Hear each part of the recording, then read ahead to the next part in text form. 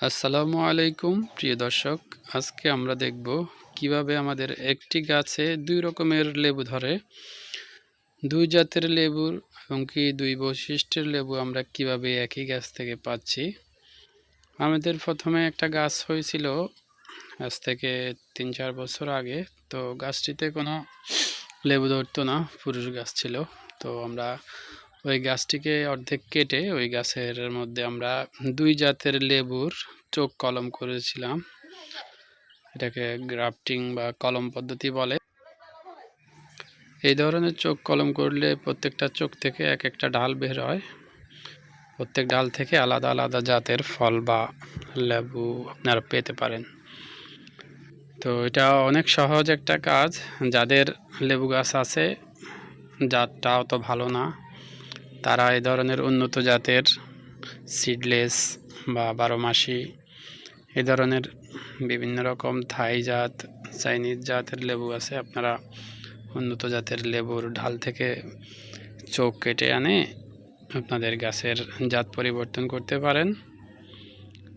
এভাবে আপনারা একই গাছে বিভিন্ন স্বাদের বিভিন্ন জাতের লেবু পাবেন।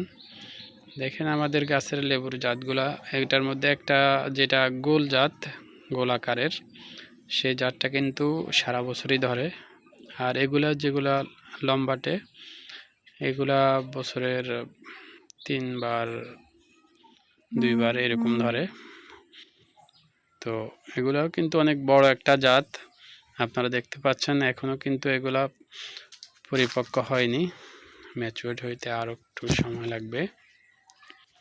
এই ধরনের একটা গাছ বাড়িতে থাকলেই আপনাদের পারিবারিক যেই লেবুর চাহিদা সেটা পূরণ হয়ে যাবে। আপনারা জানেন লেবুর অনেক ধরনের উপকারিতা রয়েছে।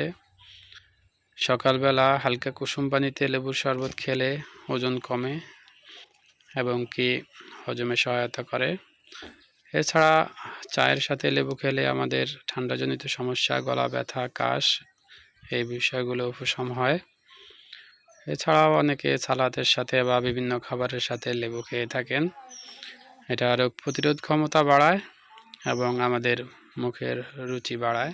লেবু গাছে কীভাবে চোখ কলম করতে হয় সেই বিষয়ে আপনারা ইউটিউবে দেখে নিতে পারেন, অথবা আমি যদি সামনে কখনো আবার চোখ কলম করি সেক্ষেত্রে আমি একটি ভিডিও করে আপনাদেরকে দেখানোর চেষ্টা করব। তো সবার প্রতি একটাই অনুরোধ থাকবে, আপনার বাড়িতে যদি অল্প একটু জায়গা থাকে তাহলে একটি লেবু গাছ লাগান, অথবা একটি লেবু গাছে গ্রাফটিংয়ের মাধ্যমে আপনি একাধিক জাতের লেবু লাগাতে পারেন। তাতে করে আপনার পরিবারের পুষ্টি চাহিদা পূরণ হবে এবং কি সুস্থ থাকবেন। ধন্যবাদ সবাইকে। আল্লাহ হাফেজ।